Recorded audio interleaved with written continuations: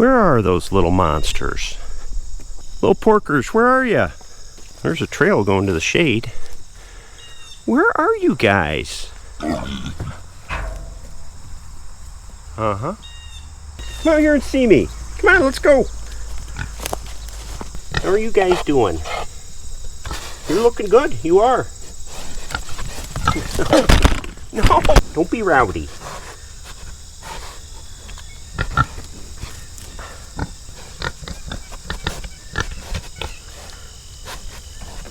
These are some nice looking pigs. They got some growing to do, but they're well on their way. Hi, I'm Pete, and welcome to Just a Few Acres Farm. Maybe you can hear it in my voice. I've been sick for the last week or so and been on minimum farm duty. This time, what? This time, minimum farm duties aren't that different from maximum farm duties this time of year because everything's got to be done. Got to do chores twice a day, go around to all the animals. We're kind of at our maximum animal load this time of year. Still had to butcher twice this week. Still had to catch up with stuff from when I was gone a couple weeks ago. And I had to finish making hay. I got 10 bales off of that triangle field that you saw in the last video. And it wound up being the same old Central New York drill for making hay. I had it dry, I raked it up one day. I said, well, I'll bale it tomorrow. And what had happened? It rained 0.02 of an inch while it was in the windrow that night. So the next morning I had to go out with the rake and kind of just nudge the windrows, turn them over, let them dry some more, and bale it right on the line. I was worried about it heating up, so I put it here in the barn. After about a day, it hadn't heated up at all. It hasn't heated up since, so it's good to put on the stack. And it turned out okay. You know, it's hay made late in the season. Still got some green color to it, and it's still good and dry. And I'm sorry I didn't film any of that besides the cutting. I felt terrible. It was really hot, and it had to be done, so I got it done. What do you miscreants want?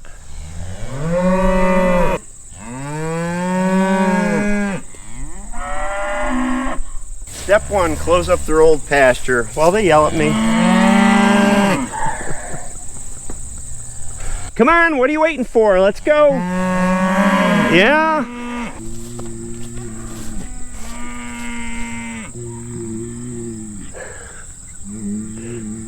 Orden. Hi, Orden.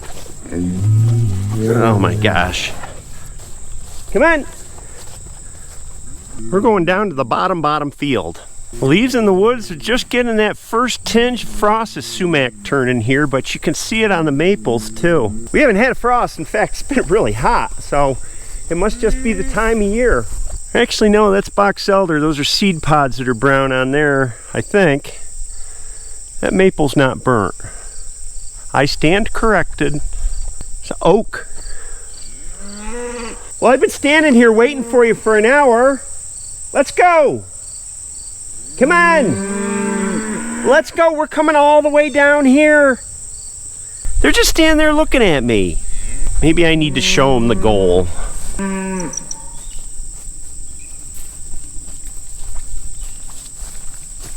All right, Orden. Well, go on in.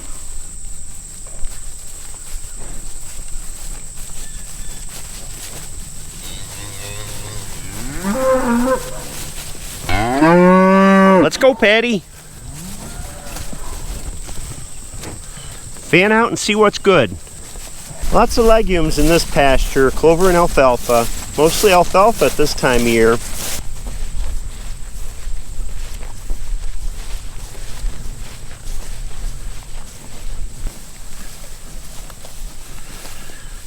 See this cow right here? Her name is Daffodil. She was born in 2018, had her first calf in 2020, had another calf in 2021 and 2022. No calf this year. She's a nice cow. She has a lot of what we look for as far as conformation goes, size. And her mom was Prudence. If you've followed the channel for a while, you know who Prudence is. One of the issues we had with Prudence is she had skippy cycles. Once in a while she would breed late, which is a sign of a skippy cycle. And it wasn't a big deal if the calf still came up till about now. She shows no signs of being pregnant. So we're gonna let it ride, but probably next year she's going to the butcher as a cull cow. I think bulls get overemphasized in any breeding program. In other words, people are always looking for the best bull they can. We have the same sort of program for our females where we cull heifers and we cull cows based on their performance.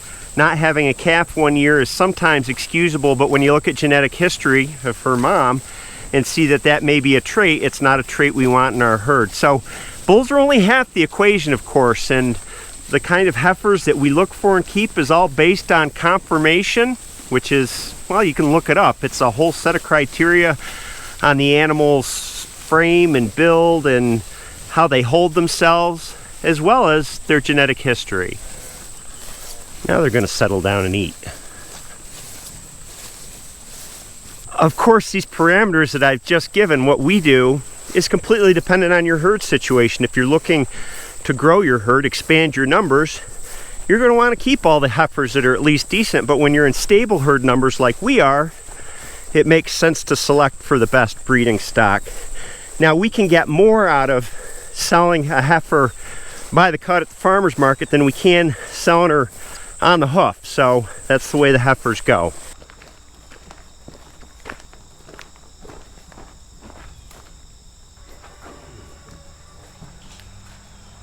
I found some better front tires for the 856. Look at all that tread in there. And that white lettering automatically makes them last twice as long. See, that old one doesn't have it. You're not right. I'm just kidding.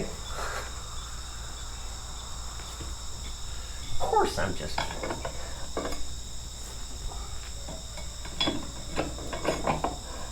I have new front tires coming for this. They should be here today. 3 ribs, 11 by 15s. It's got 15s on it. And I'm jacking it up here because I want to find out what all needs to be done. So we just hold on the tire here and look and see what wiggles. That's got a lot of movement. There's a spline shaft under here that locks on, and there's a little bit of movement in that. Just a little. And then over here, the tie rod is actually rocking in the arm here. The tie rod is a little loose on the inner end, but I'll bet you it's wallowed out inside that arm, which is a little bit of a different story and a little bit more complicated. And on this same side, it looks like the threaded holes in the hub have stripped out at one time or another, so they put through bolts in of the next size up with nuts on them. That's no good. I like things to be correct. Check for play in the wheel bearings. There's a little bit of movement. It may be just wear that needs to be tightened up, but I'm going to take the wheel bearings off and repack them while I'm in here anyway. So we'll get to the bottom of it. Arm bushings. I call these the knees. I can see a little bit of play in there. There's a bush, should be a pair of bushings in here that wear out. And on the other side, same deal. See that? We got movement of that spline shaft inside there. And then this tie rod end is wallowed out even more than the other one was. Aside from the wallowed out whatever in here, the tie rod end ball joint is loose too. And that's item 1 that I wanted to verify after jacking it up. The status of the tie rods, they need to be replaced. And the tie rod's actually 3 pieces. You've got the outer end here with this ball joint and tapered bolt on it, and then you've got the sleeve which runs through here, and then you've got a threaded tie rod end on this side, and you can just replace this and this. But I've found from experience that these can be so difficult to get out of the sleeve, you're better off just buying a whole new assembly. Or you can spend a day beating on and heating and doing all kinds of things, getting it apart. I've been there, done that. I'm not interested in doing it again. We've got a rooster named Stu in with the pullets who doesn't shut up all day long. Stu, I've got 4 Stews in there. You're at 1 inch. Why are you 1 inch? Doesn't make sense. All right.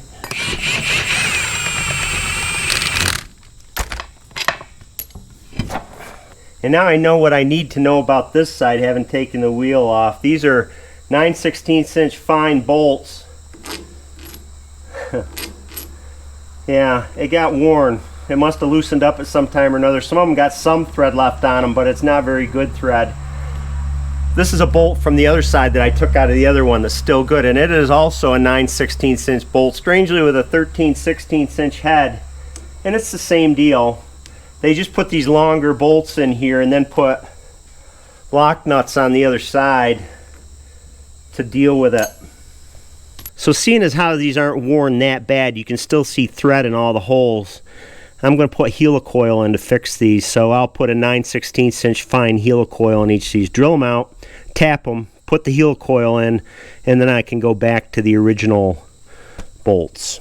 And now that I got the tire off, you can see how much movement there is in the bushings in here. See that wiggle? Both ways, side to side and front to back. I'll have to replace those bushings too. This is one of 4 little fix-it projects that I got planned for this fall to show on the channel. I haven't done much mechanical work on the channel lately. The first is, of course, fixing the front end of this. The second job is replacing this fuel and temperature gauge here. Neither side of this works. And I ordered a new sender for the fuel tank just in case that's bad too. Job number 3 is rebuilding a hydraulic pump, the belly pump on the H, because that's leaking badly and there's something wrong with it. We're going to tear it apart and I'll show you how to rebuild one of those. Job number 4 is rebuilding the hydraulic pump on the Super C. When I did the restoration, I did not rebuild the hydraulic pump. When I changed the oil the first time, I found it's leaking some hydraulic fluid into the main engine oil, so we're going to rebuild that one too. And just as a general note, you know this tractor is new to me, and what I like to do when I get a tractor that's new to me, just like I did with the 756 when I bought that, was it last year or a couple years ago, is gradually, as I run it, kind of identify things that need to be done and tick them off one at a time. So besides this gauge up here, there's a bunch of other things. I mean, I got to go through the shifters like I did on the 756, change out the detent plates, get in here and replace the collars on this. Of course, the seat needs to be replaced and probably needs new buggy top. I kind of like this buggy top, so I might stick with using one of them, and we'll just go from there. There's always lots of little things when you get a new tractor, new to you. For now, I'll put this back together temporarily until all my parts come, which will be a week or so. So, get on there. I was going to tell you a joke about boxing, but I forgot the punchline. Why did the egg hide? Because he was a little chicken! Oh, you're mean. Hillary's not so violent most of the time. It's time for afternoon chores, right, Hill? Right. Chickens!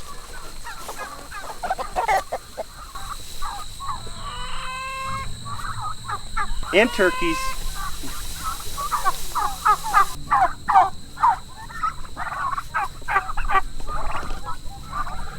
You guys keep growing.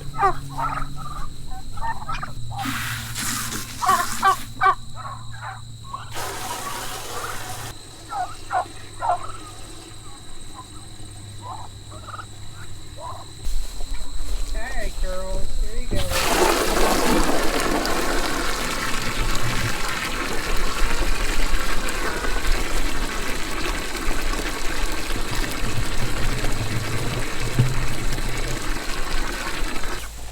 Hey, fatties.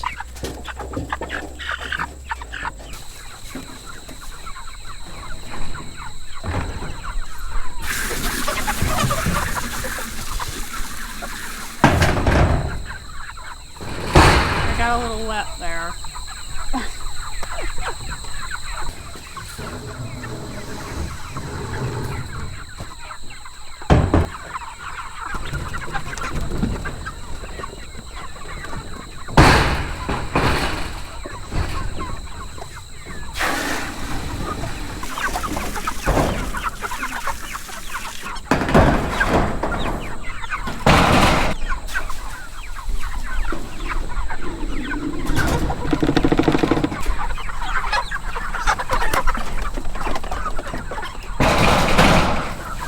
We put the bucket of water on the lid here because there's a chance of thunderstorms. We call this storm position.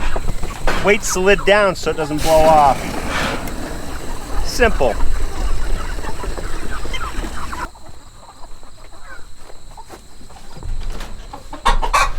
Hi, ladies. What do you, ow, what do you have? You got a couple. You got 3. Thank you. What do you have, Miss? Ow! You're a meanie. Oh, you're molting.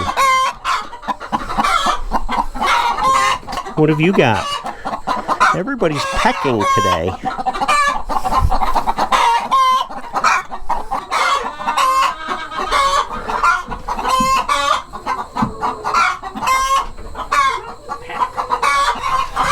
You found a unique nest. Oh, jeez. Look at all the eggs in there. Some other folks got in there today, too. How's today's take, Hill? It's getting a little bit. Not as many as yesterday. No. Hey, Titus. This week is our annual bull competition. Titus and his crew will be going back out in the pasture, and him and Orden will reunite. Might be the next video that you see. Eat up, Titus. You're going to meet your old friend Orden pretty soon. Yes, you are. JJ, you are a massive guy. Bossy Pig. Bill Bob. There you go. Still no piglets out of Brownie. Her udders aren't filling up yet, so I suspect it's going to be a few more weeks anyway. All in good time, right, Brownie? Yeah.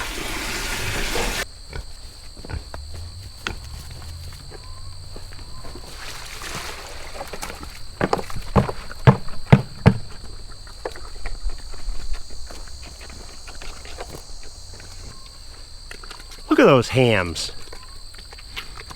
Cows are back up from pasture and getting a drink.